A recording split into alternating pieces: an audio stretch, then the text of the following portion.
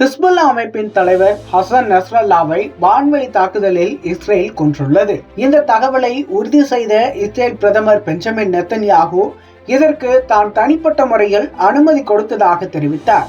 Hezbollah அமைப்பிற்கு Iran ஆதரவு உள்ள நிலையில் அவர் ஈரானிற்கும் நேரடியாகவே எச்சரிக்கை விடுத்தார். மத்திய கிழக்கு பகுதியில் இப்போது பதற்றமான சூழலே நிலவி வருகிறது. இஸ்ரேல் ஹமாஸ் போர் ஒரு பக்கம் காசாவில் தொடர்ந்து நடந்து வருகிறது. மற்றொரு புறம் இஸ்ரேல் ஹிஸ்புல்லா இடையேயும் தாக்குதல் பெரிதாக வெடித்துள்ளது. ஹிஸ்புல்லா மீதான தாக்குதல்களை இஸ்ரேல் தீவிரப்படுத்தியுள்ளது. குறிப்பாக 2 நாட்கள் கிழக்கு மற்றும் தெற்கு லெபனானில் உள்ள ஹிஸ்புல்லா தளங்களை குறிவைத்து இஸ்ரேல் தாக்குதல்களை நடத்தின.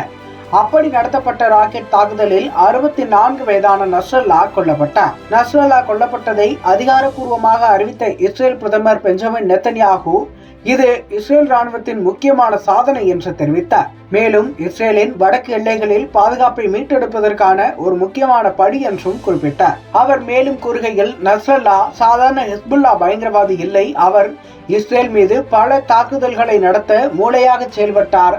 1980கள் முதலே குண்டு வெடிப்புகள் உட்பட ஏராளமான தாக்குதல்களை நடத்த நஸ்ரல்லா மூளையாக செயல்பட்டார் என்று குறிப்பிட்டிருக்கிறார். 1983இல் பெய்ரூட்டில் அமெரிக்க தூதரகத்தில் 63 பேர் கொல்லப்பட்ட குண்டுவெடிப்பு உள்ளிட்ட பல தாக்குதல்களை சொல்லலாம் என்றும் குறிப்பிட்டிருக்கிறார். நஸ்ரல்லாவின் மரணம் ஹிஸ்புல்லாவின் தாக்குதல்கள் திறனை குறைக்கும் என்றும், நஸ்ரல்லா உயிருடன் இருந்தவரை ஹிஸ்புல்லா நடத்திய பல தாக்குதலுக்கு அவரே ஸ்கெட்ச் போட்டு கொடுத்திருந்தார். பல 100 பேரை கொன்று குவித்த நபரை நாம் இப்போது கொலை செய்துள்ளோம் என்று இஸ்ரேல் பிரதமர் பேசியிருக்கிறார். ஹிஸ்புல்லா அமைப்பிற்கு ஈரான் ஆதரவு அளித்து வருகிறது. ஈரானை நேரடியாக எச்சரித்த நெத்தன்யாகு மேலும் சில விஷயங்களையும் குறிப்பிட்டிருக்கிறார்.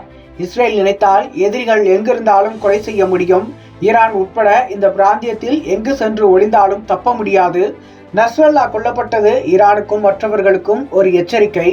இஸ்ரேலுக்கு கை கட்டாத அளவுக்கு ஈரானில் வெகு தொலைவில் எல்லாம் இல்லை.